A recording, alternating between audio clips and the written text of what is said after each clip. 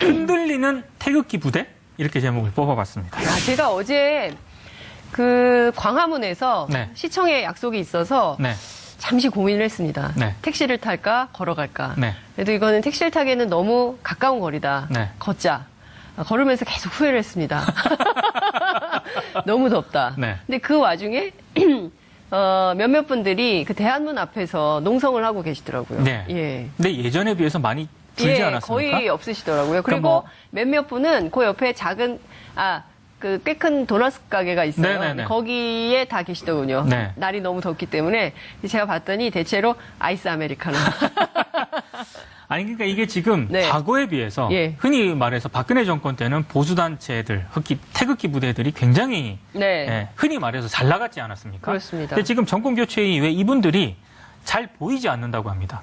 왜 잘 안 보일까? 뭐 최근에는 뭐 날씨, 폭염타 때문일 수도 있겠지만 최근까지 세게 활동하지 않으셨습니까? 그렇습니다. 광화문에도 오시고. 예. 근데 돈줄이 끊긴 것 아니냐? 이런 분석이 아. 제기가 되고 있습니다. 그렇습니까? 박근혜 정부 때는 사실 보수 성향 단체 육성에 상당히 공을 들였다. 이런 분석이 많았는데요. 네. 화이트리스트를 작성을 해서 정경련 등을 통해서 압력을 가한 뒤에 자금 지원을 강요했다. 이게 국정농단 사태 수사 과정에서 또 맞습니다. 드러나기도 하지 예, 않았습니까? 그렇습니다. 근데 지금은 네. 이런 자금 지원이 없다 보니까 많은 보수단체들이 사실상 활동을 좀 중단하기도 하고요. 뭐 휴지기에 좀 들어갔다. 이런 분석이 좀 제기가 되고 있습니다. 그런데 최근에 제주의 예멘 네네. 난민 문제 때문에 여러 가지 쟁점들이 형성이 돼 있었는데 네. 그때 난민 반대 집회에 보수단체 회원들이 나타났다. 이런 비판도 있었던 것 같은데요. 근데 이런 이제 보도가 있었던 것 같은데. 예, 그런 보도가 있었는데요. 네. 그 난민 반대 집회에서도 좀 무리를 좀 빚고 있습니다.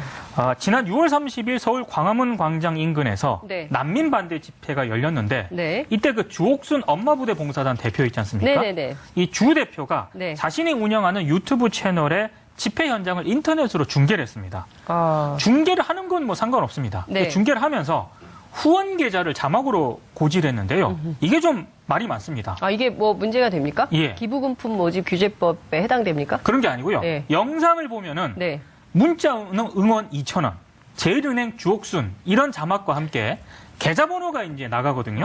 얼핏 보면은 예. 주옥순 대표가 주체가 돼서 이 난민 반대 집회를 하고 있고, 네. 그래서 주옥순 대표가 이 집회와 관련한 모금 활동을 벌이고 있는 것처럼 보이지 않습니까? 예. 근데 이게 사실과 다릅니다. 그래요? 이 주최한 쪽과는 네. 주옥순 대표와 전혀 상관이 없습니다.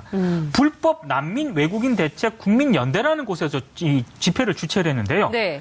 후원을 많은 분들이 해주신 덕분에 후원금이 집회 전날 모두 마련이 됐다고 합니다. 그러니까 주옥순 대표와 이날 주최 측과는 전혀 관련이 없는데도 불구하고 마치 이제 개인 자격으로 참석을 했는데 네. 주최 단체인 것처럼 위장해서 불법 체류에 반대하는 그런 시민들을 호도했다. 이런 비판이 제기가 되고 있습니다. 이건 뭔가요? 미처 생각을 못했으니 이해 바란다. 이건 무슨 말입니까? 그러니까 이런 비판이 제기가 됐고요. 예. 또 일부 언론들이 예. 아니 이건 좀 이상하다라고 이제 취재를 했는데 아하. 그 취재진에게 네네. 주옥순 대표가 항상 후원 계좌를 올린다. 근데 이게 좀 문제가 될 줄은 미처 생각을 못했으니 네. 이해를 바란다. 이런 입장을 밝혔다고 합니다. 모금을 위해서 나갔을까요? 제가 봤을 때는 네. 뭐 여러 언론들도 그런 분석을 내놓고 있긴 한데요. 네. 워낙 지금 자금난이 심각하다 보니까 네. 이렇게라도 좀 활동을 한 게 아닌가. 좀 이런 분석을 좀 내놓고 있더군요. 제가 보기에는 그것이 이제 진보가 됐든 보수가 됐든 그 주장의 타당성 네. 그리고 그것이 옳다라는 국민적 판단이 있을 때 네.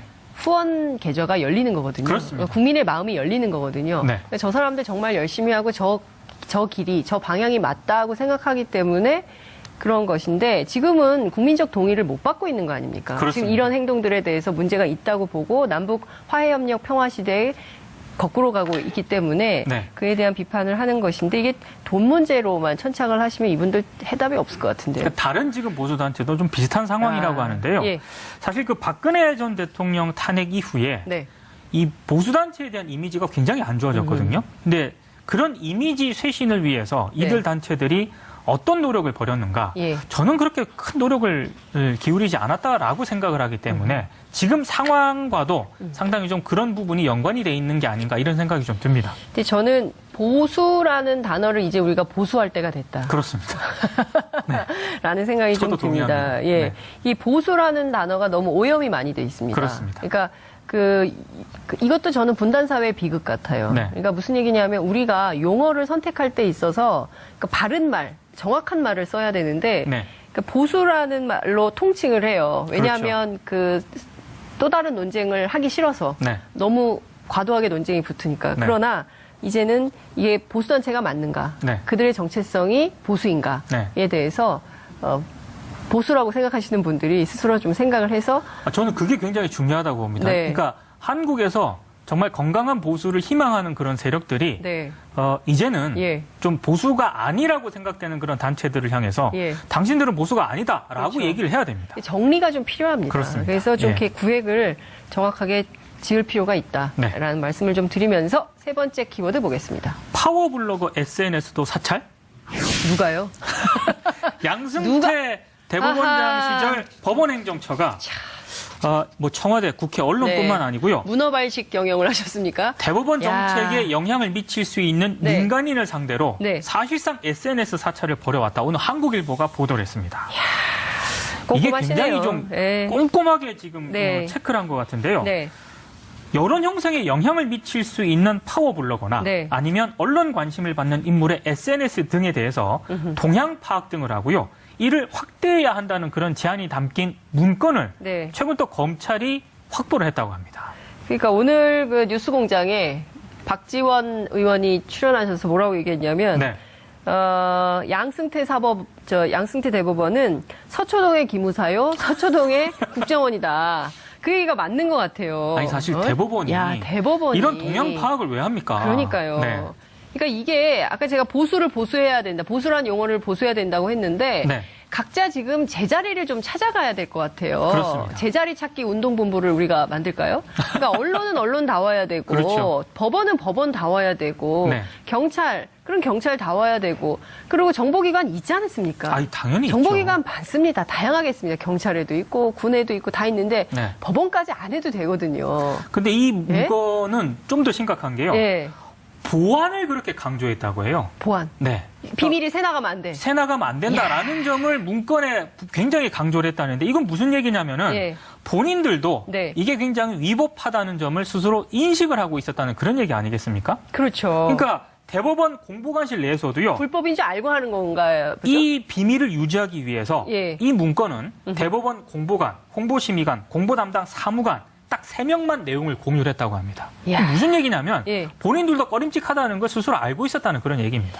자, 그러니 이 당장 빨리 더 이상 누출 일이 아닌 것 같습니다. 그렇습니다. 양승태 사법농단 의혹 사건과 관련해서는 네. 법원이 이렇게 비협조할 때가 아니에요. 자료 안 내놓고 버티다가는 제가 보기에는 더 큰 화를 입지 않을까 걱정이 됩니다. 검찰이 이것과 관련해서도 네. 대법원에 자료 제출을 요구를 했는데 예. 대법원 쪽에서는요. 법원행정처 기획조정실 관련 문건이 아니기 때문에 제출할 수 없다 이런 입장을 밝혔다고 합니다. 왜 그러죠? 김명수 대법원은 네. 2016년 그 차가운 겨울에 네. 국민들이 무려 1,700만 명이나 거리에 나가서 네. 미세먼지 강추위와 싸우면서 촛불 들어가지고 그렇죠. 만들어진 대법원이거든요. 네. 그러면 그 촛불 정신에 부합하는 민주주의를 지키는 대법원이 돼야지 이게 뭡니까? 제가 봤을 때는 네. 대법원장 한 명만 바뀌었고 네. 아직도 박근혜 정부에서 사법농단에 동참했던 그런 판사들, 네. 법관들 있지 않습니까? 이분들이 예. 사법부 곳곳에서 예. 여전히 좀 활동을 하고 있다라는 생각이 듭니다. 근데 이제 싹 조사를 해서 네. 징계할 부분이 있으면 징계를 하고요. 그렇습니다. 일단 정리를 좀 하고 넘어가야 되는데 네. 그 자체가 지금 진도가 안 나가고 있는 것에 대해서는 국민들이 매우 답답해하고 있다는 점을 법원 관계자들이 좀 알았으면 좋겠습니다. 네. 자, 오늘 말씀은 여기까지 듣겠습니다.